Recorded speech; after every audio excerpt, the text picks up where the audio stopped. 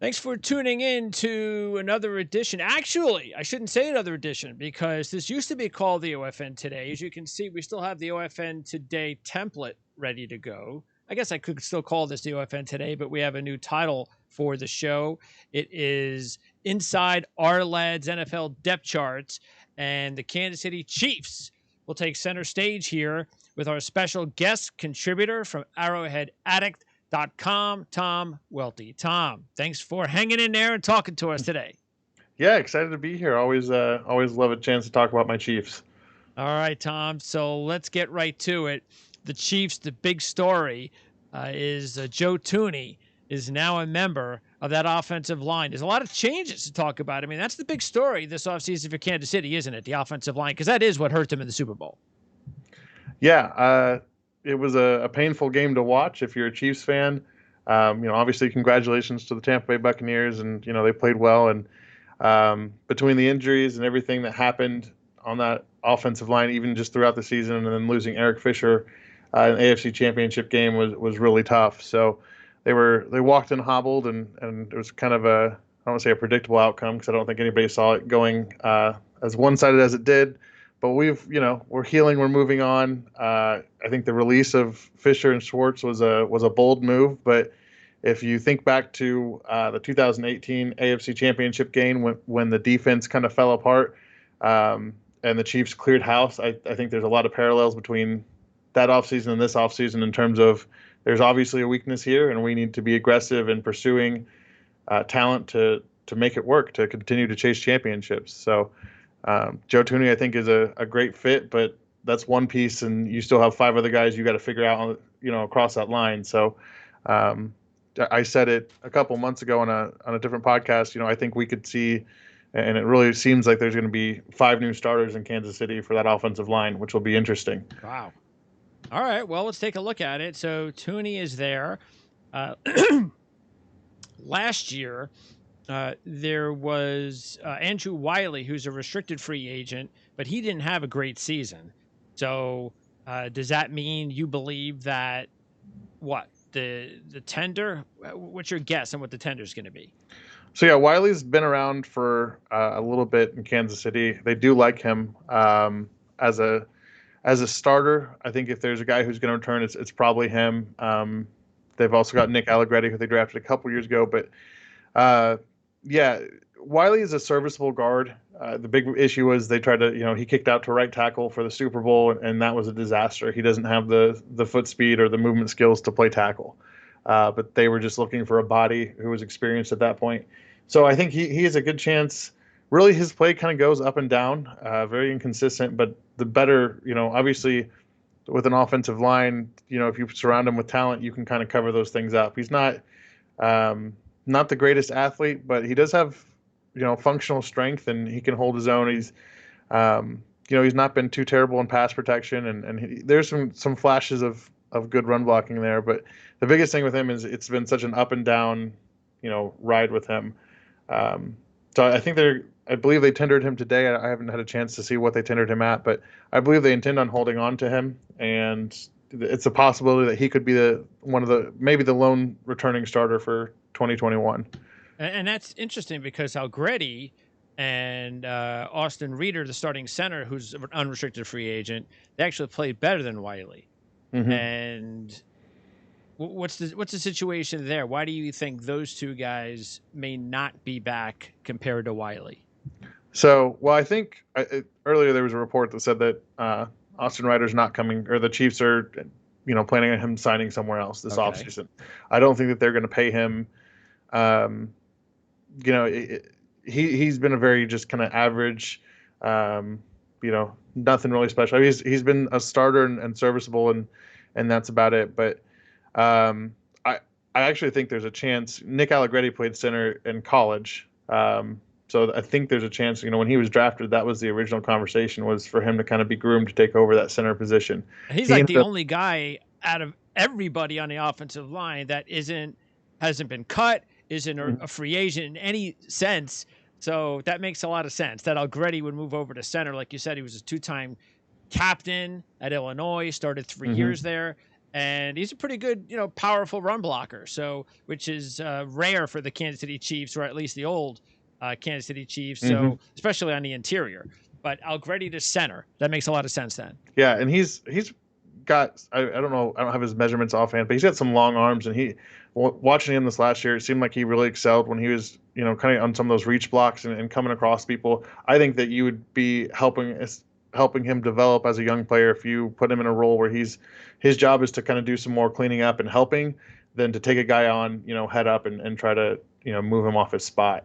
So everything I've heard about Allegretti, I live in Champaign, the U of I is right here. So I've run into some people and all that stuff, I'm not a connections or anything, but just people who were here when he was here. And every time I've brought him up or talked about him, it's always just raving about his work ethic and just how good of a guy he is. So personally, I'm rooting for him just because of that connection. And I'd be happy to let him be the starting center there. But he performed admirably at guard, considering all the circumstances. But I don't think that's his natural position. Okay, so Allegretti at center, Wiley and Tooney at guard. Now we have to figure out the most important positions on the offensive line, the 2 tackle spots. So what's the deal right now? So, well, I will say this just because, this is news. I don't know if you caught this before we came on. So the Raiders released Rodney Hudson, who started his career in Kansas City. And I think he's going to have a pretty strong market, but it would not surprise me if Kansas City went after him. What's the cap situation? Because the last I checked, they were 20th in the league, about $8 million under the cap. Yeah, so they one of the crazy things about Patrick Mahomes' giant contract that he signed last year was there were built-in mechanisms to allow him to restructure, or to allow the Chiefs to restructure it to open up cap space. So they restructured that. That opened up about $17 million. They've also restructured. So that's an old number then. Yeah. So I don't think that any of those become official until the new league year. So right now they're about $25 million over. Yeah. So they're sitting in the 25 million ballpark. And the Joe Tooney signing, his initial his first year cap hit is like $4.8 million, I think. A lot of it was a signing bonus. So that kind of makes me think, and everybody else around the Chiefs think, that there's some more moves to be made there in terms of free agency. Brett Veach has always been pretty savvy with manipulating the salary cap. Again, last year, at one point, they had $177 in cap space, and they managed to sign Patrick Mahomes to a $500 million deal. So they may know what they're doing. So going back to the tackle spots, they drafted Lucas Niang out of TCU last year in the 3rd round. And he opted out, which was, they could have used him this season. But, it's kind of it was probably a good decision for him. He was coming out of college, coming off of a pretty nasty hip injury. And had surgery. And so his last year of college was pretty tough. But he was playing through a hip injury where he couldn't kick step. He was literally just dropping into a straight back pedal off the offensive line. And so if he's healthy, which again you're counting on an unknown, but everything I've seen, Kansas City seems to be really high on him. One of the things that I've heard several times this offseason is Chase Young said that Lucas Niang was the toughest tackle he played against in college. So that's pretty high praise. Yeah. So well, look, when you draft someone in the 3rd round, and I know he's going to be a rookie, really, but sometimes either by your 1st or 2nd year, you should be starting. Yeah, and I think he's, from everything I've seen, I think he's going to be that right tackle spot. That's so Mitchell Schwartz. They released him. The sense was that maybe there was some stuff going on with Schwartz that the team knew about, that the general public. So his back is in bad shape. They mentioned Brett Veach mentioned in a press conference that he had surgery to repair some discs in his back. Mitch Schwartz is probably one of the toughest dudes on the face of the planet, but so when he's saying, "Hey, I can't go," and that's what happened in the Buffalo game. He tried to play, and he had to come out. 134 consecutive starts until that injury last year.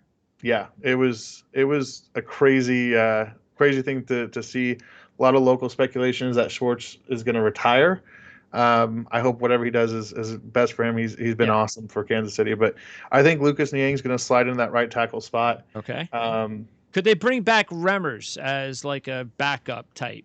They want to, at least from everything I've heard. And Remmers, unfortunately, now has kind of had his career defined by two really bad performances in the Super Bowl. When he came in and was playing right tackle for Kansas City on the second half of the season, I think the best thing I can say is you didn't notice him.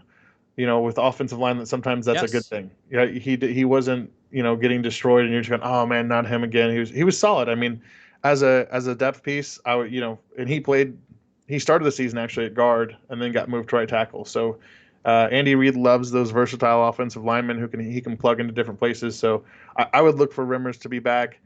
The talk of the day, we're all kind of waiting the next couple hours or couple of days is to hear where Trent Williams ends up. Kansas City has reportedly been in on him. That's going to be a nice fit. Yeah. A guy that's 34, 35. He's got a year or two left. Yeah. So he's got, I personally would prefer a different move. But they're definitely going to add a left tackle, whether it's in the draft. The last piece I wrote for Arrowhead Addict was the case for trading for Orlando Brown Jr. from Baltimore. I get that you're going to have to pay him, but you're also going to have to pay Trent Williams. Sure. And if you draft a tackle, that's great. But do you really want somebody? Do you want a rookie? Really, both of your tackles to be without any starting experience in the NFL? And so no. Now, who knows if Baltimore would pick up that phone call? I don't think that they're particularly interested in helping Kansas City, but if you, if you make an offer sweet enough, and Andy Reid's done it before. I looked at the Jason Peters trade from 2009 when he gave up a first, a fourth, and then a sixth round pick next year for Jason Peters. I said, I think if you called Baltimore today with that, with a similar offer, they'd be hard pressed to find somebody willing to give up more. So, that's my little dream. I think that then you have two young bookend tackles to protect Mahomes, and that's the theme of this offseason is protecting Mahomes and rebuilding that offensive line. Absolutely. What about Tardif? Yeah, I mean, man, hats off to him for everything he's done in the past year, and he's made it clear that he's coming back.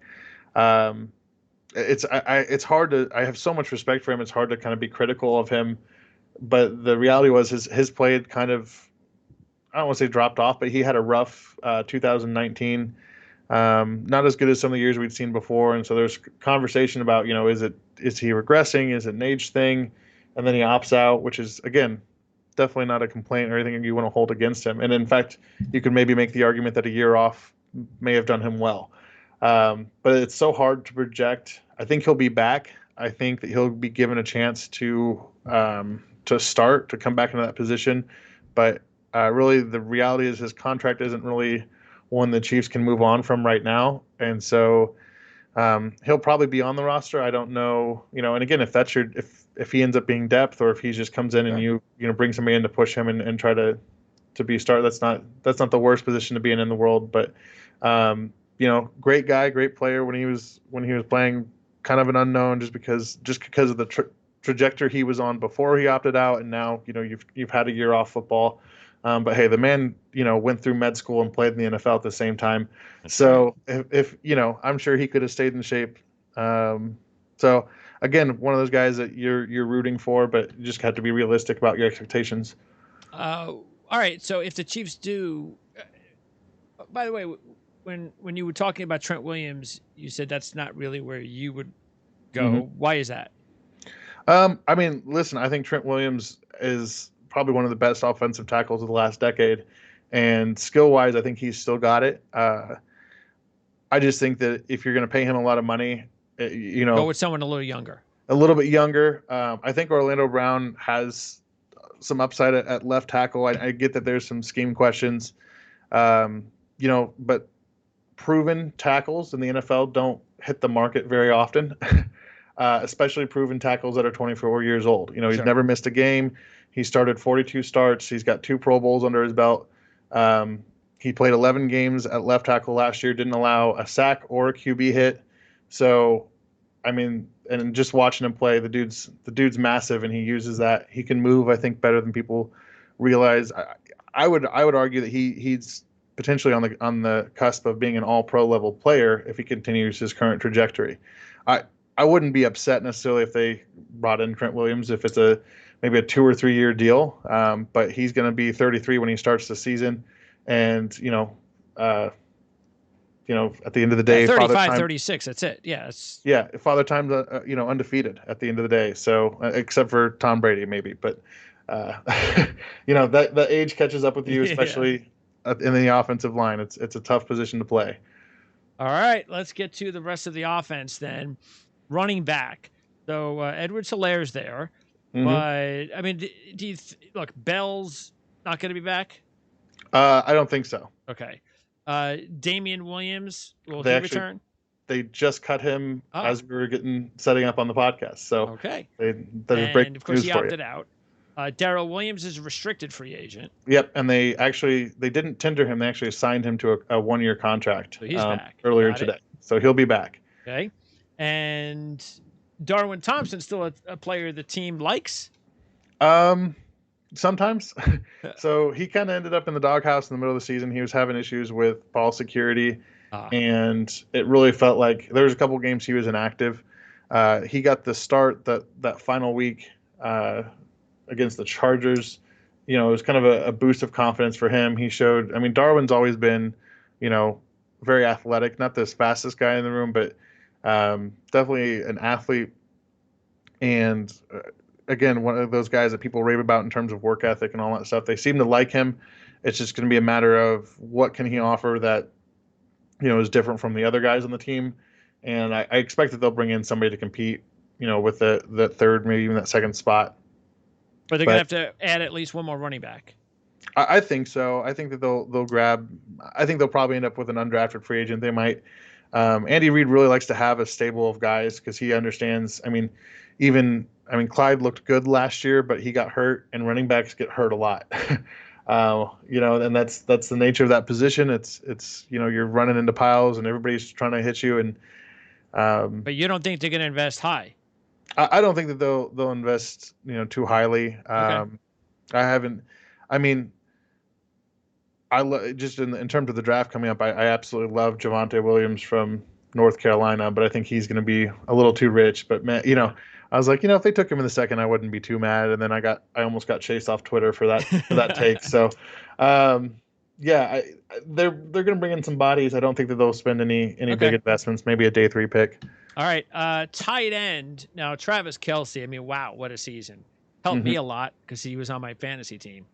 But still, this has been going on now for several seasons, the backup situation at tight end. They've been very fortunate that Travis has stayed healthy. He's such a big part of the offense. Any chance that this is the offseason where they try to add a decent backup? Or is that, we're going to go ahead and just risk it again? And Travis seems to be pretty healthy right now.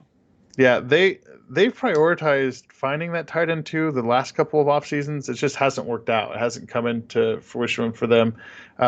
They did a really good job a couple years ago as Kelsey was kind of entering the start of his prime in developing Demetrius Harris as their number 2 guy, who was the classic basketball player being converted to tight end, and he had some plays. Since then, they've really struggled. They brought in Blake Bell last year, who, had some plays on the playoff run that were, memorable, but there wasn't consistency. I know that they've met with Brevin Jordan, the tight end out of Miami. So it just kind of depends on I think what's available. I think they want to take care of it, but it's not a position where they feel like they have to sort of like running back. Yeah, it's not a position where they're going to extend themselves. I would say it wouldn't surprise me if they took a tight end early. Even if I know some people like to talk about the potential of taking like Pat Freiermuth at 31 at the end of the first round for Kansas City. I think that might be a little bit of a reach. But if we're getting to that second round and somebody like that Brevin Jordan or sure. One of those tight ends who's kind of sitting around that maybe that next level, yeah. Sometimes you look at you're if the guy is that much better, than a need player. By the time you get to that spot in the draft, that's when you say, "Hey, I'm not taking a need guy. I'm going with the best available player." Yeah, and like I said, they've done some homework on tight ends, and we'll see how it comes out. And Okay. Wide receiver. So Robinson and Watkins are unrestricted. So what's the deal there? Will either player be back? I don't think Demarcus Robinson's gonna be back. He had, he signed a 1-year deal last year. I was kind of surprised his market wasn't more diverse and that he didn't end up somewhere else. Because he had a pretty solid year in 2019. Obviously, on a championship team. This year was good season. I mean, yeah, he catches pretty much everything that comes his way. yeah. This year there were some issues with kind of his just on the field processing. So he had this for some reason towards the middle back half of the season. He would catch the ball and start running sideways. He was trying to do too much. There were it resulted in a couple of fumbles, including I believe they had him on a punt return. It might have been that Week 17 game against the Chargers, but he just developed this tendency to start running sideways, and there were a couple times where he had the first down and he actually lost yardage and gave up the first down, and it was just one of those things where, I think that in an offense with a lot of stars, he felt the pressure to produce, and again sometimes you overthink. I think that he's a solid guy. I wouldn't necessarily want him to be your starter, but if you're looking for a third or fourth receiver, he's probably a quality option. But I think in Kansas City, they're going to be hard pressed just because he's kind of overplayed his hand a little bit. Okay, so he's gone, but you think Watkins might be back? I hope not. That sounds really terrible. What happened to Watkins? Was it injuries that really because he was such a big time player when he came to Kansas City? Yeah, it's all injuries. I mean, he's played, in 3 seasons in Kansas City, he's missed 23 games. This last year, he was invisible. And even 2019, he was pretty much invisible through the regular season. And so he kind of redeemed himself. Called him Playoff Sammy. He had a really good playoff run. But after that, man, he just kind of disappeared regular season. People don't, I was looking at this yesterday or the other day. In 2019, he caught 3 touchdowns and had 1 game that was over 100 yards, and that was Week 1 against the Jaguars. All 3 of his touchdowns came in Week 1. He didn't have a single touchdown the rest of the year. Wow. This year, again, it was just the same stuff. I mean, he's not getting younger. They do like him. They like him in the locker room. Brett Veach seems to be a big fan of him. Just in terms of his athletic profile, but at some point, and it's all lower leg injuries, and at some point those catch up with you, and you start to lose your explosiveness and your burst and your speed. So, they could bring him back on a cheap 1-year deal, and I wouldn't be upset. But I'd prefer them look elsewhere to find a receiver. You think it'll be free agency or the draft? There's a lot of people who speculate that it's going to be in free agency. I don't see a traditional fit for the offense in terms of what wide receivers are left on the market, unless maybe they go after Kenny Golladay. But I don't think that he fits what Andy Reid likes in terms of being able to get separation. So Sammy played the X position. Typically, you're kind of your possession or your number 2 guy, your chain mover. Your bigger bodied guy. You have Tyreek Hill, you have McCole Hardman. You can stretch the field. All you need, what you really need is a number 2 who can kind of find those soft spots in between the zones after McCole and Tyreek have, manipulated that defense. So people have talked about Curtis Samuel, who, again, it kind of feels like more of the same, kind of a smaller guy, quicker, shiftier guy, not somebody who's real big, a big body guy, not somebody who's going to help you out a ton in your red zone packages. So I like Curtis Samuel as a player. I think he's talented, but I don't know. Again, the fit there in terms of what Kansas City needs doesn't make a lot of sense. So I would say probably best case scenario in terms of filling that position right now, I think maybe the best option would be looking at the draft. And I think Rashad Bateman out of Minnesota makes some sense in terms of being a bigger bodied, physical guy that can kind of find those soft spots between the zones. If he's there, maybe I think you probably have to jump into the 20s to draft him. Probably get ahead of some of those teams at the end of the draft. So you think the Chiefs could actually spend their first pick in the draft on a wide receiver? I think if they sign Trent Williams and feel good about the offensive line going into the draft, I definitely think that's an Okay. option. Yeah. Hardman definitely took a step up this year, but he did have problems with drops. hmm But he's young, so there's still is there a much higher ceiling for Hardman? I think so. I mean, when you get the ball in his hand, and again, he's playing against NFL athletes, and he just looks. I mean, and Tyreek Hill is fast, and McCole Hardman has his acceleration is what makes him special. Like he can just blip across the screen. It feels like there are times where you're like, oh man, he's about to get tackled, and then he's gone. His problem continues to be a limited route tree, and then on special teams, he really struggles. He has struggled a lot. Dave Tobe tends to be an aggressive special teams coach, and he wants you to catch the ball at the 3 and run forward. Regardless of the situation, McCole really he had a couple muffs. He had a couple of bad decisions to catch a ball and get took a hit. I think what would be good for him for the Chiefs to do is to look to find somebody in the draft or in free agency who can take over special teams duties and let McCole Hardman focus on being a wide receiver. What He about is not. Pringle? Couldn't he just also? I mean, he's a restricted guy, so Mhm, and he was really good. I mean, kick returning. If he mhm. would have qualified, he might have been the top kick returner in the NFL last year. Yeah, he kind of took over towards the end of the season for McCole, and I think he was a much smarter player and even ultimately more productive. So I think that that's the way they're trending. Where I think that they recognize that McCole has to develop more as a receiver to really get a Mhm. return on that investment.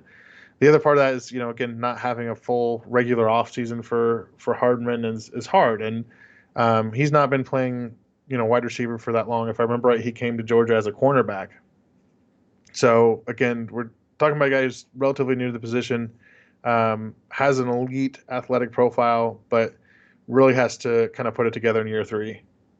Yeah, because I was looking statistically, he returned a punt return for a touchdown, and yet Mm-hmm. he's still only ranked 12th in the Yeah. NFL. That's rare. That means hmm that there's a lot of kicks that are just not going well for you. Yeah. So that Yeah. makes sense then, what A you lot of said. backwards and Yeah. well, not as many, but some backwards. And then there was just so many times where he should have thrown up the fair catch and gotten away from the ball, and instead he tried to catch it at the 8 or at the 5 or whatever, and he gets lit up. And um, so again, that's a tough job to be back there. I don't know. Sure. Nobody's ever asked me to return a kick in my life, but I've coached players through it, and it is so hard because you're out there on an island and everybody's running at you. So, you gotta be sharp about it. So I think that that some of that pressure gets to him, and I hope that they'll let him just focus on being a receiver this coming year. Tommy Townsend, is he going to be any competition for him, or they feel like he should take a step up in year 2? They will bring in some competition. They typically do. Okay. And in fact, that's kind of how he got the job. Well, actually, they cut Dustin Colquitt. Man, Tommy had a really good season for a punter. I mean, that's coming off. Dustin Colquitt was one of the best punters in Chiefs history, and maybe even in NFL history. I mean, very productive career. I think he's in the top 5 or top 10 in career, net yardage in terms of punting. And so when Colquitt was let go for this rookie, we're like, okay, we're a little skeptical. Colquitt was also a guy who's, very tied into the community. Um, so all that, transpired, and Tommy looked really good the whole season. And then we got to the Super Bowl, and it's one of the things that you don't really talk about because nobody talks about punters. But man, he had an awful Super Bowl. I mean, he had 2 punts that he just shanked, and I mean, I think his net average for the Super Bowl was under 50 yards. It might have actually been under 40 yards. It was rough. The pressure got to him. It was much different than what we saw during the regular season where he had some boomers. So I think that they'll end up keeping him, but they'll bring in some competition just Okay. to put some pressure on him. Defensively, right now, just taking a look at the defensive line first. And, of course, Chris Jones, he's a star. The other side, well, on the defensive end, was it Passanon? Passanio? Passanio, yeah. Passanio. He's a restricted. Yeah, he's an unrestricted free agent. So what's the deal there? Is he? Does the team want? Nope. They're done with him. They're gonna let him go. Yeah. Listen, he's built like a Greek god, but man, he can't play. I mean, that sounds awful. He had one of the highest single block, like one-on-one block ratings in the NFL, and also lost more of those snaps than pretty much anybody in the NFL. So he wasn't getting double teamed. He couldn't. They were just letting one guy take care of him, and he was a non-factor, which was really disappointing because he had shown some flashes earlier in his career. You really like the athletic profile, but he's just too stiff, and he hasn't put it together. So maybe somewhere else will serve him better, but he did not. He was the starter this year, and he was losing snaps to an undrafted free agent rookie. I'm sorry, that's incorrect. He was losing snaps to a 5th round draft pick, Mike Dana out of Michigan, who had a good year, but not necessarily what you want to be, who you want to be yielding snaps to. So that's a big need then, opposite Frank Clark. Yes, and I think that the Chiefs are in a tough position because you have to. I think you have to find that player. Absolutely. When you're running a 4-3, it's a must. Yeah, but you also have a lot invested in that defensive line already between Frank Clark and Chris Jones, and you've got a third round pick in Derek Nottie. You've got a 3rd round pick in Colin Saunders. Tano Passanio was a 2nd round pick, and you're going okay. And the other thing, I've talked about this before. Frank Clark has had he helped the team get a championship, so great for him. But this last year, he did not look the same. He's been battling some some like intestinal issues, some kind of chronic illness that I believe they diagnosed in 2019 when he came to Kansas City. And it just looks like that's slowed him down a lot. And it looks like he's just playing through pain. Dude's tough as nails. So I think that if I'm Kansas City, one of the things I've said, this offseason is you got to find a pass rusher with legitimate upside to hedge against the possibility that Frank Clark is going to end up being stuck around an average player. Yep. He can still make plays and get the job done, but he's not, I don't think he's the player that his contract says he is. No. And, you have to find a way to find value because you can't pay another guy, at least not as much. You can't go out and pay necessarily a big elite pass rusher when you've got Chris Jones and Frank Clark there. So I think they'll look at the draft and try to find a defensive end that has some upside. So could they use one early, first pick? I would be fine if they did. Okay. I'm a big fan of Joe Tryon out of Washington. And that might be a situation where you trade back a little bit. There's a handful of those defensive ends kind of in the middle of that grouping that you can kind of pick your poison on, and hopefully, I think Tryon has a lot of upside in terms of just his athletic ability and if he can put it all together. So that's my guy for it. But yeah, I think that they'll definitely add a defensive end at some point. Yeah, because the team doesn't need to do anything on the interior. Maybe they even bring back Pennell, an unrestricted free agent, but you've already mentioned a few of these guys, and Saunders basically had a wasted year because of the elbow injury, so he'll be back. So they're set inside, right? Yeah, and they got a steal out of an undrafted free agent, Tershawn Wharton, who he's playing kind of a backup to Chris Jones, but he was an impact player.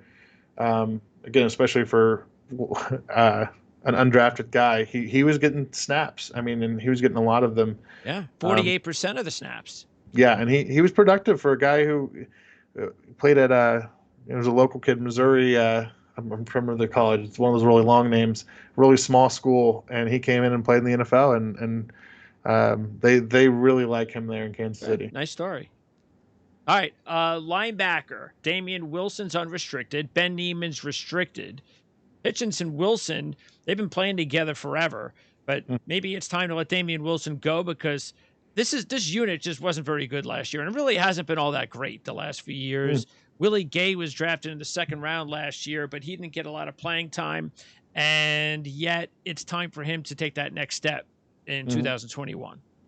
Yeah, Willie Gay was, such a tragic and frustrating season for the fans, because everyone's excited when you draft a kid with the athletic measurables that he had, and it kind of came out during the kind of the makeshift camps. They said, okay, it might not be till October, until he starts. And then October rolled around, they're like, we're gonna wait for November, and then it was like, all right, well, he'll be around, he'll get a bigger role in the playoffs, and he just couldn't get on the field. It was more of a matter of the team trusting him to be in the right position. So they were bringing him along slowly, which I think was good. I mean, I think he had not a lot of college starts. I want to say 8, but between some suspensions and some injuries and stuff, he didn't make a lot of starts in college. But when he did, he was an impact player. So the potential is there. And then, of course, when he got to start week 17, it was like, I think the second or third snap when he suffered a leg injury that ended his season.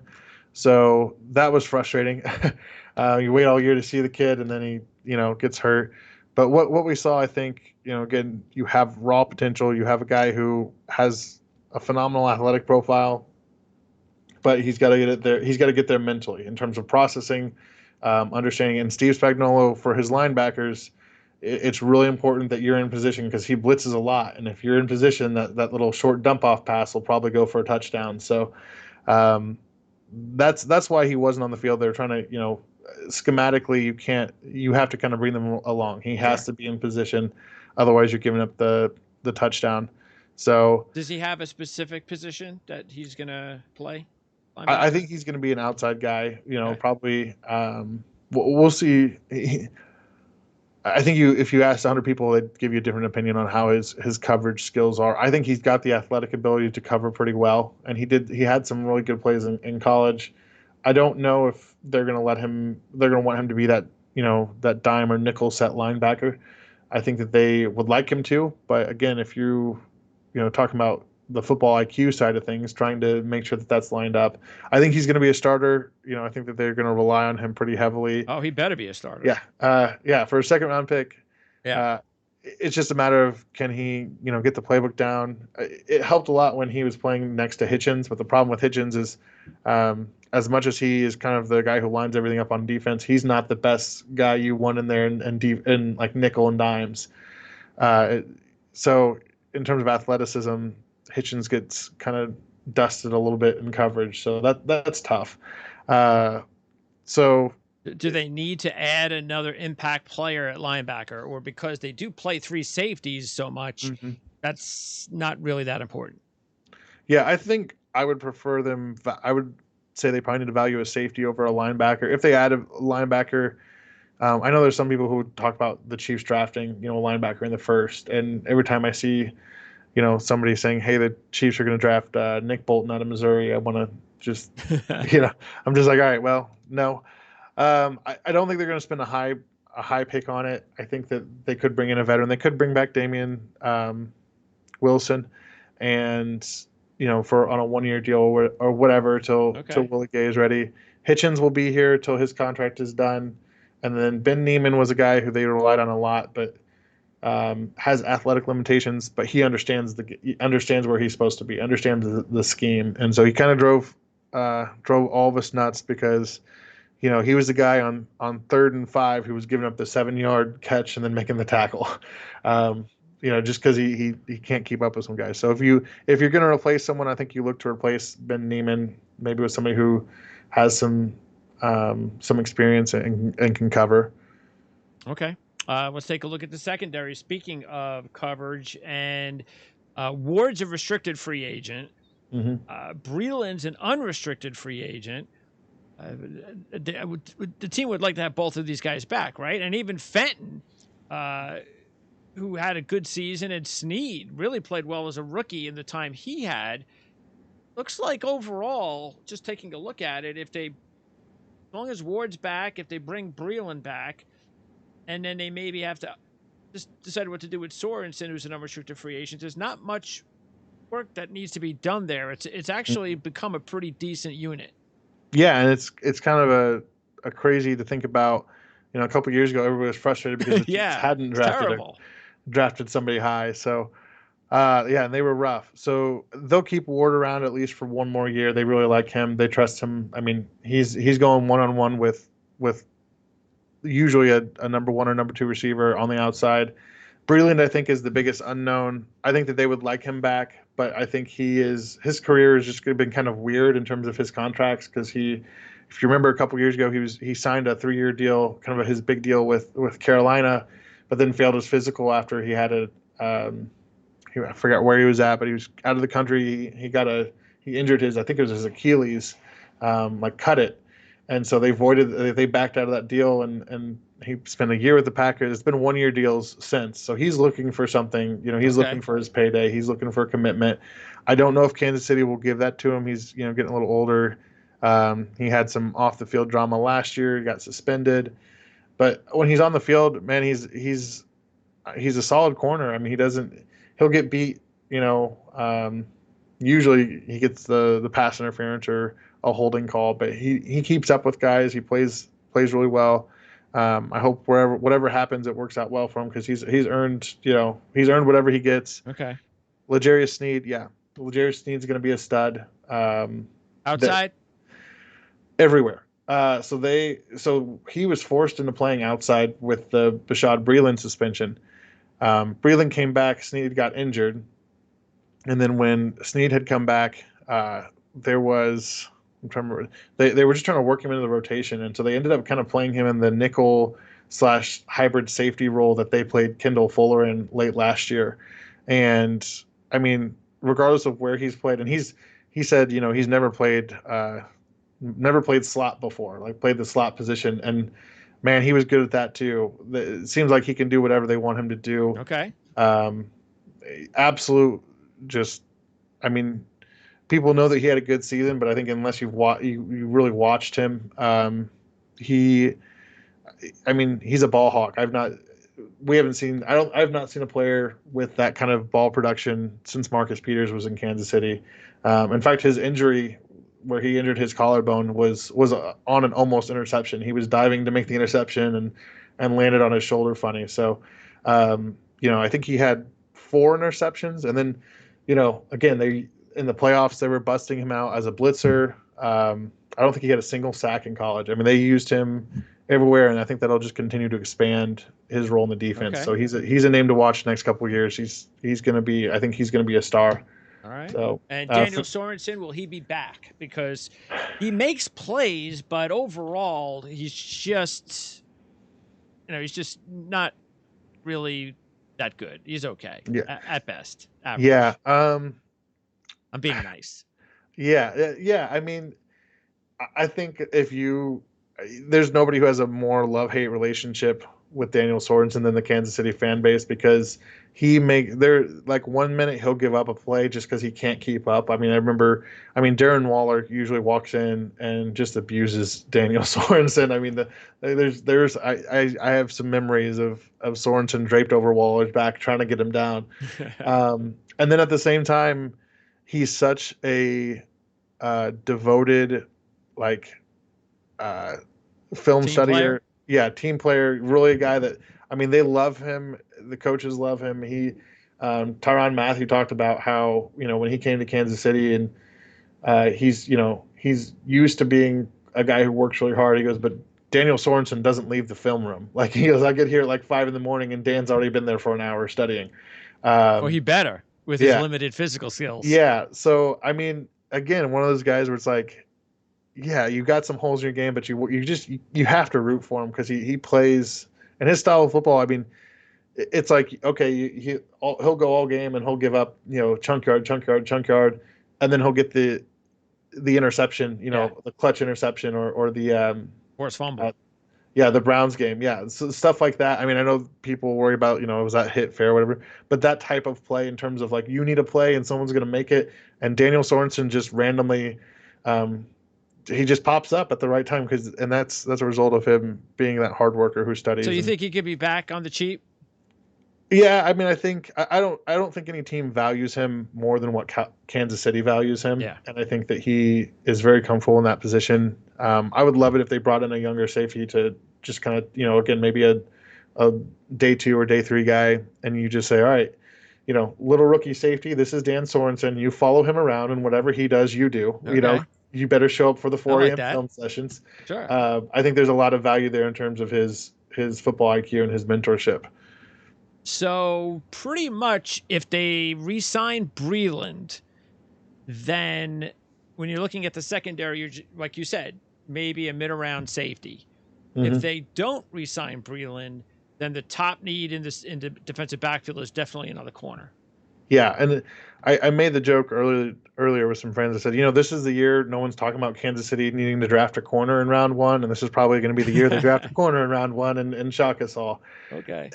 It wouldn't surprise me if they tried to get by with even if Breland doesn't re-sign. I think that you could get by with Snead, Ward, and Fenton. Fenton had a really good year. Again, he was a 6th round draft pick a couple years ago, but as a nickel corner, and then early in the season he ended up having to start outside, and he had a really good game. I'm trying to remember who it was against, but he hung in there with some guys that you were worried about matchup wise. So really, is Fenton though locked in as the slot corner moving forward? Yeah, I think that's safe to say he's going to be that 3 or 4 guy. I mean, he's a guy who's really outplayed his draft position. Probably going to make a good contract when he hits the market. But again, athletically, there's some questions, but he's very physical, very. He positions himself just really well to play the ball when he's on a receiver. So you don't, and I think he's only 5'11" or 5'10", so smaller guy, but plays a really strong press game out of the corner or out of the slot, and like I said, is just always in position to knock the ball down. Isn't going to get you all the interceptions in the world, but he's always got his hands in there, knocking the ball loose. So he's been a great find for them. And the other thing, too, to keep in mind, not only about Sorensen, but Matthew becomes a free agent next offseason. Mm-hmm. Also getting up there in age by next offseason. So at some point, they might decide, well, maybe a year early, we take a look at a safety. Yeah, I would be surprised if Matthew doesn't get an extension this year. Okay. Yeah. Then that can also open up cap space for Kansas City. They absolutely love him. I think of the teams or of the acquisitions they made in 2018 or the 2019 offseason. Matthew has been the best return on investment. He's been a steal. I mean, I think he leads the league in interceptions for safeties since that time. He's the true leader of that defense. So I would not be surprised if they kept him, and if he was a Kansas City Chief for as long as he plays. Okay. They absolutely love him. So, and he's a fun player to watch and to root for, and he's at home. So yeah, they'll hold on to him. All right. Well, then let's wrap it up by taking a look at looking back at the top needs. So we're saying wide receiver. Okay. We're going edge rusher, defensive end. Those be the top 2 needs. Yeah, I mean, left tackle is definitely left tackle if they don't get a free agent. Yep. I think they'll end up with. I know they're in the market for Trent Williams, and we'll see how that goes. Sounds like they're in a bidding war with the 49ers. So they're going to add a left tackle. I think that it's going to be somebody who has experience. I don't think that they'll go draft. Wide receiver, yeah. So then the next is finding that X position, that bigger wide receiver, that somebody who could work through the zones. And then, I would actually probably put defensive end above wide receiver, just because you've got Patrick Mahomes, you've got Kelsey and all that. I think it's much more important that you get a defensive end who can affect the quarterback. Absolutely. Because in all honesty, the Chiefs should probably try to add 2 more defensive ends. Yeah. Unless they re-sign Alex Okafor. Yeah, I agree. I think that they can. I don't think that they'll bring back Okafor. I think it's one of the more disappointing moves that Brett Veach has made. They paid him good money to really miss a lot of games, and he was relatively productive for when he played, but and especially this last year, his injury history has been pretty severe. So, and he did not look like the same player last year. So, but I think that they will look to add at least 2 defensive ends this offseason. All right, Tom, appreciate it. Of course, the Kansas City Chiefs. I think this is going to be the third year in a row that I'm responsible for putting together a profile on the Chiefs for the Ourlads draft guide. So that's why I'm trying to pick your brain as much as I Yeah. can to get as much information as I can for the guide. And don't forget, anybody out there listening, you can order the Ourlads draft guide now at ourlads.com. So you only got a few weeks left. And 6 weeks probably before the draft, but still, you only got a few weeks left before the guide's available, and you want to take a look at that as soon as you get a chance. Tom, what do you got going on at Arrowhead Addict? Or you've got a podcast as well, right?